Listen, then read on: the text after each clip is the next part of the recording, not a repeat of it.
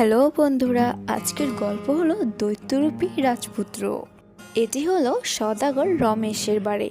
তার তিন মেয়ে নিয়ে ভালোই দিন কাটছিল। হলো রমেশের বড় মেয়ে মালাইকা। সে সবসময় কাজকর্ম নিয়ে ব্যস্ত থাকতো। বাড়ির সব কাজ সেই করতো। বাবা, প্লেটগুলো ধোয়া শেষ, এবার রান্না বসাবো। এরা হলো মালাইকার মেজো ও ছোট বোন। তারা তো সারাক্ষণ ঘুম আর আরামায়েশ নিয়ে ব্যস্ত থাকতো। মালাইকা মা আমার, সারাক্ষণ তো কাজ নিয়ে ব্যস্ত থাকো। তোমারও ছোট বোন দুটোকে তো বলতে পারো তোমাকে সাহায্য করতে। একা একা তোমার কষ্ট হয় না? না বাবা, কেন কষ্ট হবে? এ আর এমন কি কাজ? তারা তো ছোট, বড় হলে ঠিক কাজকর্ম শিখে নিবে। তুমি এত টেনশন করো না তো। তোর মতো বুঝ যদি আমার ওই দুইটা মেয়ের হতো, আমার আর চিন্তা থাকতো না রে মা। মন করে বলো না বাবা, তারাও ঠিক হয়ে যাবে। মা মারা যাওয়ার পর থেকে তো আমিও তো দেখাশোনা করছি। তুমি চিন্তা করো না বাবা। কিরে, ঘুম ভেঙেছে তোদের? সে সকাল থেকে শুয়ে আছিস, একটু উঠে নাস্তা করে তো ঘুমাতে পারিস নাকি? না তোরা যে কবে বড় হবি? তোকে একটা কথা কবে বলতে হয় বলতো? কতবার বলেছি না, এত জ্ঞান দিবি না আমাদেরকে। আসছে সকাল সকাল উঠতে, সকাল সকাল উঠতে পারবো না আমরা। ছোট ছোট, তুই পারবি? ওকে বলে দে। ছোট দু বোন বরাবরের মতো এমন ব্যবহারই করতো। ছোট, তুইও কি ওর মতোই বলবি? উঠতে পারবি না সকাল সকাল? হাতে তো তোর এগুলো। বল দিদি, কি নাস্তা বানিয়েছিস? চল নাস্তা খাবো, খুব খিদে পেয়েছে। ঠিক আছে চল, আমি নাস্তা দিচ্ছি, তোরা চলে আয়।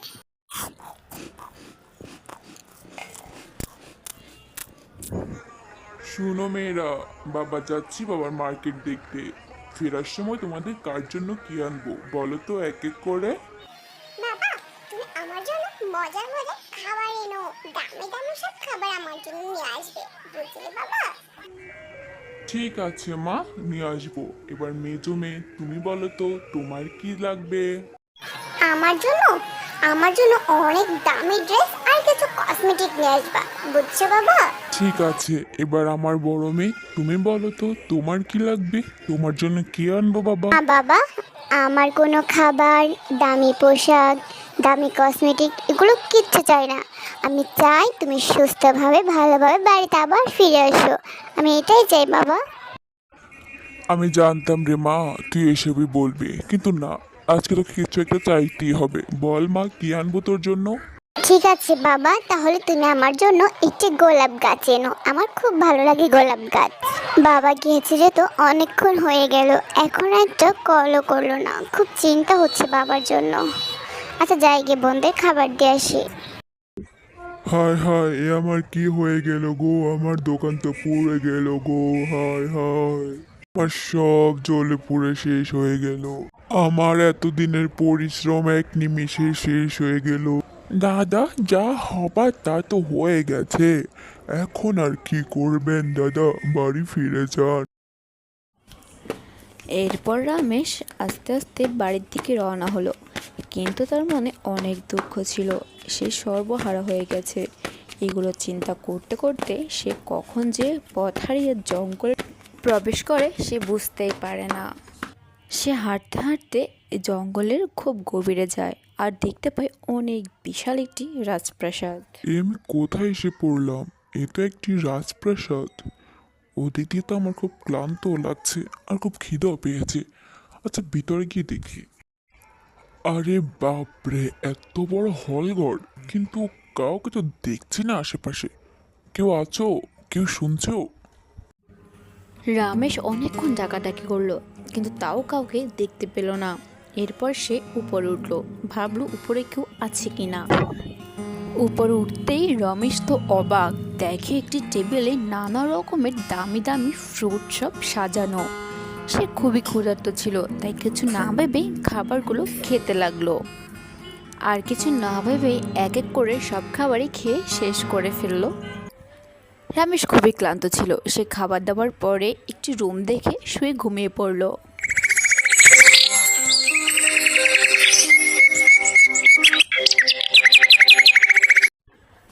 পরদিন সকালে ঘুম ভাঙতেই রমেশের তিন মেয়ে আর বাড়ির কথা মনে পড়ে যায়, তাই তো সে দ্রুত হাঁটতে লাগে। আমি জানি না কে আছো এখানে, কিন্তু আমাকে এত সুন্দর করে খাবার দেওয়া, ঘুমাতে দেওয়ার জন্য তোমাকে অনেক ধন্যবাদ। আমি যাচ্ছি। আরে, এই ফুলগুলো তো আগে খেয়াল করিনি। কত সুন্দর গোলাপ ফুল গাছ। একটা ফুল আমার বড় মেয়ের জন্য নিয়ে যাই, অনেক খুশি হবে। যখনই রমেশ একটি ফুল নিতে যায়, হঠাৎ করে সব নড়ে ওঠে আর এক বিশাল দৈত্য তার সামনে এসে দাঁড়ায়। কে তুমি? আমার অনুমতি ছাড়া আমার ফুলে হাত দাও। আমি এক সওদাগর। আমার বড় মেয়ে একটি ফুল চেয়েছিল আমার কাছে, আর এখানে ফুল দেখে আমি ওর জন্য একটি ফুল নিতে গেছিলাম। আমায় ক্ষমা করো। এই নাও, এই ফুলটা তোমার মেয়ের জন্য নিয়ে যাও। আর হ্যাঁ, বিনিময় তাকে দিয়ে যাবে আমার কাছে। এ কেমন কথা বলছেন আপনি? আমার মেয়েকে আমি আপনাকে দিয়ে দিব? না না, এটা কখনোই সম্ভব না। শোনো সওদাগর, এই ভুলটি করো না। যদি তুমি তোমার মেয়েকে না আনো তবে সে মারা যাবে। তাকে এনে দিবে কিন্তু। এরপর রমেশ বাড়ি ফিরে তার মালাইকা মেয়েকে সব ঘটনা খুলে বলে। বাবা, তাহলে তুমি আমাকে কালকে নিয়ে যেও। আমি যাব, আমার সমস্যা নেই। তুমি চিন্তা করো না, তুমি শুধু বোনদের খেয়াল রেখো। এই দেখো হে দৈত্য রাজা, আমি আমার মেয়েকে নিয়ে এসেছি। তুমি কোথায়? বাপ মেয়ে দৈত্যকে এদিক ওদিক খুঁজতে থাকে, আর হঠাৎ করেই সব কেঁপে উঠে দৈত্য হাজির হয়। খুব ভালো করেছো, তুমি তোমার মেয়েকে নিয়ে এসেছো। ঠিক আছে, এই নাও, এই মোহরগুলো রাখো, তোমার কাজে আসবে। এবার যাও তবে। এরপর মালাইকার বাবা মোহরগুলো নিয়ে সেখান থেকে চলে যায়। দেখো মেয়ে, এই সব কিছু আমার ছিল, কিন্তু আজ থেকে এই সব আমি তোমাকে দিলাম। এই সব কিছু তোমার। আর শোনো, আমি ঠিক যেভাবে বলবো সেভাবে চলবে। ঠিক আছে দৈত্য, তুমি যেটা বলবে আমি সেটাই করব। এর ব্যতিক্রম কিছুই নয়। এরপর দৈত্য মালাইকাকে উপরের ঘরে নিয়ে যায় আর তার প্রাসাদে সব জায়গা ঘুরিয়ে ঘুরিয়ে দেখায়।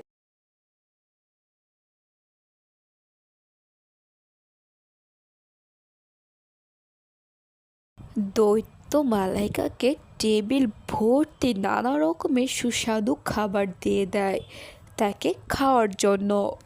মালাইকাও খুব ক্ষুধার্ত ছিল, সে এক এক করে খাবারগুলো খেতে থাকে। তোমাকে অনেক ধন্যবাদ। মালাইকা প্রথম দিকে দৈত্যকে ভয় পেলেও কয়েকদিন পর তারা বন্ধুর মতো হয়ে যায়। দৈত্য মালাইকার কোনো ক্ষতি করে না। তুমি তো অনেক ভালো। আমি যত দেখছি তোমাকে ততই অবাক হচ্ছি। তুমি এতটা ভালো, কি করে একটা দৈত্য এত ভালো হয়? দৈত্যটি সবসময় মালাইকাকে ঘুম পাড়িয়ে দিয়ে যেত। হঠাৎ করে দৈত্যটি দেখলো মালাইকা খুব কান্না করছে। কি হয়েছে? তুমি কান্না করছো কেন? অনেকক্ষণ যাবৎ কান্না করে যাচ্ছ। আমার বাড়ির কথা খুব মনে পড়ছে। আমার বাবা, বোনেরা সবাইকে খুব দেখতে ইচ্ছে করছে। এই ব্যাপার, আচ্ছা ঠিক আছে, তুমি যেতে পারো। তবে হ্যাঁ, মনে রেখো, যদি 7 দিনের ভিতর না আসো তবে আমি আর বাঁচবো না। এই কথাটা মনে রেখো। দৈত্য তার কথা মতো পরদিন মালাইকাকে তার বাড়িতে পাঠিয়ে দেয়, আর মালাইকা তো খুব খুশি, সবার সাথে গল্প করতে থাকে। জানো বাবা, দৈত্যটি খুব ভালো। হ্যাঁ রে মা, আমি তো খুবই ভয় পেয়েছিলাম। যাক বাবা, সব ঠিকঠাক আছে। দেখতে দেখতে 6 দিন কেটে যায়। মালাইকা আগের মতো ব্যস্ত হয়ে পড়ে সংসার নিয়ে। সে তো প্রায় ভুলেই গেছিল দৈত্যটির কথা।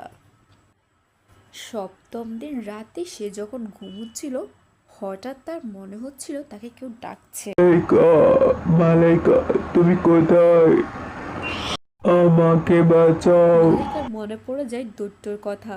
সে যে বলেছিল সপ্তম দিন না আসলে সে মারা যাবে। মালাইকা তাড়াতাড়ি করে সেখানে মালাইকে এসে দেখে দৈত্য পড়ে আছে। সে ভেবেছিল দৈত্যটি মারা গেছে, তার জন্য সে অঝরে কাঁদতে থাকে। এটা কি হয়ে গেল তোমার? আমি কখনো ভাবিনি এমনটা হবে। জানি কেন এত খারাপ লাগছে তোমার জন্য। প্লিজ উঠে যাও, উঠে যাও তুমি। আমার খুব খারাপ লাগছে। মালাইকার চোখের পানি দৈত্যের গায়ে পড়তেই সব কেঁপে ওঠে আর দৈত্যটি একটি সুদর্শন রাজপুত্রে পরিণত হয়। কি, কে তুমি? আর দৈত্যই বা কোথায়? তুমি এখানে এলে কি করে? আমার দৈত্য কোথায়? আমি তোমার দৈত্য হে সুন্দরী। আমি এক রাজপুত্র। এক দুষ্ট ডাইনি আমায় অভিশাপ দিয়েছিল, তাই তো আমি দৈত্য হয়েছিলাম। বলেছিল কোনো এক নারী যদি আমায় ভালোবেসে আমার জন্য কান্না করে আমাকে হারানোর ভয়, তাহলেই আমি আমার আগের রূপ ফিরে পাবো। আর তুমি সেটাই করেছো। তুমি আমাকে নতুন জীবন দিলে। তুমি আমার রানী হওয়ার যোগ্য। তুমি কি আমায় বিয়ে করবে? মালাইকা তো রাজি হয়ে যায়, কারণ সে তো তাকে ভালোবেসে ফেলেছে। আজকের গল্পটি এ পর্যন্তই। গল্পটি ভালো লাগলে লাইক করে চ্যানেলটিকে সাবস্ক্রাইব করে পাশেই থেকো সুন্দর সুন্দর গল্প পাওয়ার জন্য।